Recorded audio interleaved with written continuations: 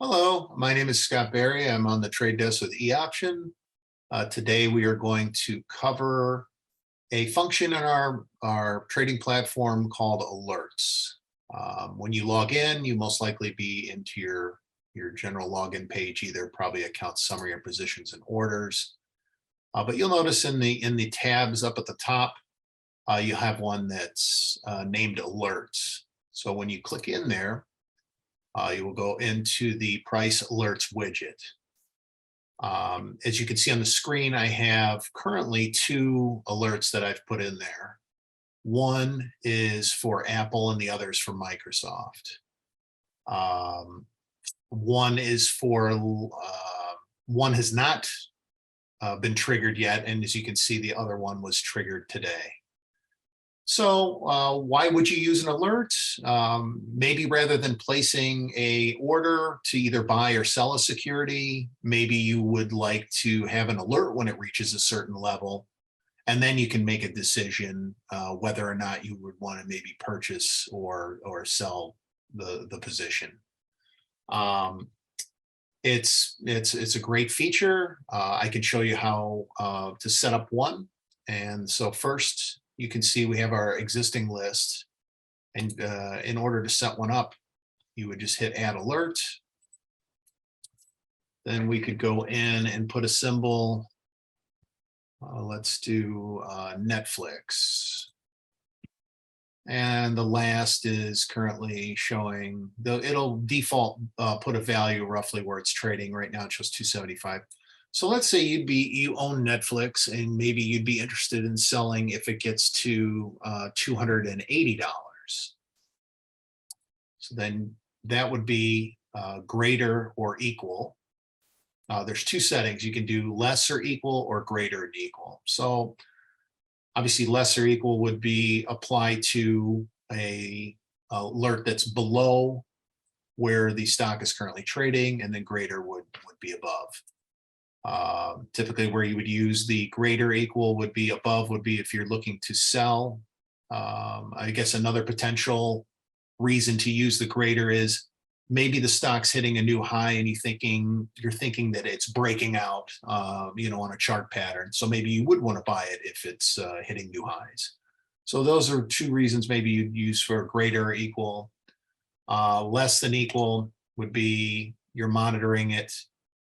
Okay, if this comes back down to a certain level, let's say $260, then maybe I want to either buy the position, or if you currently hold the position, rather than have a stop working, you'll manually go in and sell it because you think it's going to continue lower.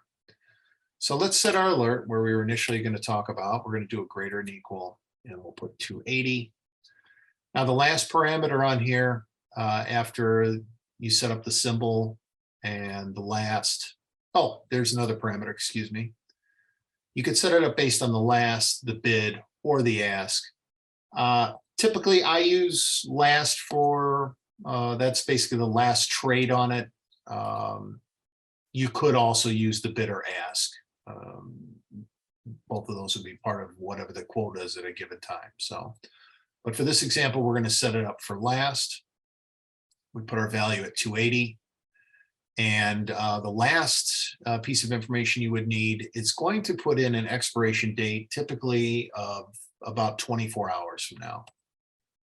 Maybe you want to go further out, let's say to, I don't know, the end of the month. You could put October 31st. You could also just do till maybe the end of the year. So let's do till the end of the year. 1600. Let's see. It's taking time. Okay, it's going to put that time on there. Let's say change it to the market close. There we go. So we'll do it for 1600. We'll do it the last day of the year. Now all our parameters look correct. You would hit OK.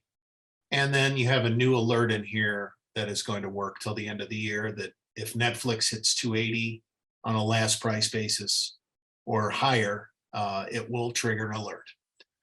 So the next question would probably be is, how do I get my alerts? alerts. And there are 3 methods you can get your alerts, and I'll show you where to set those up. You would go up to below your name or your icon, there is like a gear. You open this up and you go into settings. Now, once you're in your settings, you go to notification.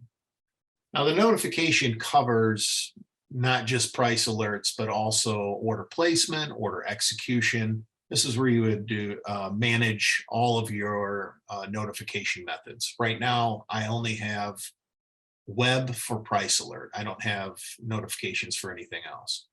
But if I did want to have it send me an email, I could also check this box, and it will send an email when the price alert is triggered to the email that I have on file with this login. You can also obviously put on notifications for order executions, order modifications, and so forth.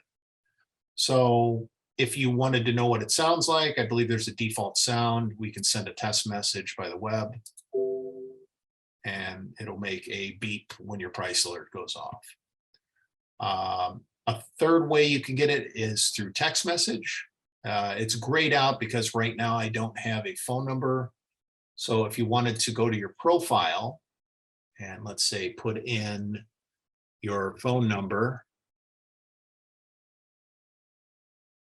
and then you would click bind, it would bind whatever your cell phone is. You would put that in there.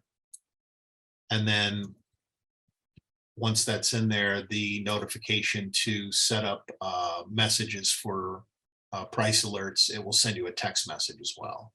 And then you can test that through email or text or the web like I did before. So that pretty much covers alerts. One last thing, there are several columns in the alerts. Most of them are pretty important. You could maybe get rid of the ID. That just is sort of a number that's associated with it, but or when it was created. You can toggle these on and off, but the other parameters such as value and expiration are pretty important. Typically, I would just put select all and close it, and it leaves the parameters on there. So that pretty much covers alerts. If you have any questions, feel free to give one of our traders on the trade desk a call, and we can walk you through it. Thank you.